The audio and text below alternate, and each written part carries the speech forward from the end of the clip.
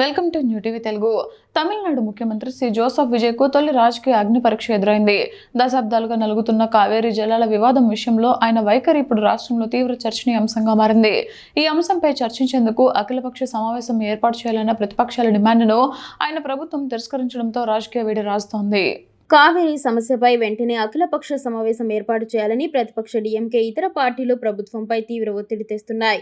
అయితే ఈ డిమాండ్ను విజయ్ నేతృత్వంలోని టీవీకే ప్రభుత్వం తోసిపుచ్చింది. కేవలం రాజకీయ లబ్ధి కోసమే ప్రతిపక్షాలు ఈ అంశాన్ని వాడుకుంటున్నాయని, రాష్ట్ర ప్రయోజనాల కోసం కాదని ఆరోపిస్తోంది. ఈ విషయంపై టీవీకే సీనియర్ నేత సిటిఆర్ నిర్మల్ కుమార్ స్పందిస్తూ, ఇప్పటికే అసెంబ్లీలో అన్ని పార్టీల మద్దతుతో ఏకగ్రీవంగా తీర్మానం చేశాం. అలాంటప్పుడు మళ్లీ అఖిలపక్ష సమావేశం ఎందుకు?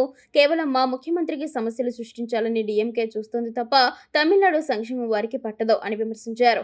గతంలో కావేరీ వివాదం తీవ్రమైనప్పుడు డీఎంకే, ఏఐఏడీఎంకే ప్రభుత్వాలు అఖిలపక్ష సమావేశాలు నిర్వహించాయి. కానీ టీవీకే ప్రభుత్వం భిన్నమైన వ్యూహంతో ముందుకెళ్తున్నట్లు కనిపిస్తోంది. వాస్తవానికి ఈ సమస్యపై చర్చించేందుకు సీఎం విజయ్ నేరుగా బెంగళూరు వెళ్లి కర్ణాటక ముఖ్యమంత్రితో మాట్లాడాలని భావించినా అక్కడి ఉద్రిక్త పరిస్థితుల కారణంగా ఆ పర్యటన రద్దయినట్లు సమాచారం. ప్రభుత్వ వైఖరికి నిరసనగా నేడు తంజావూరులో రైతుల సమస్యలు, కావేరీ అంశంపై భారీ నిరసన చేపట్టాలని డీఎంకే నిర్ణయించింది.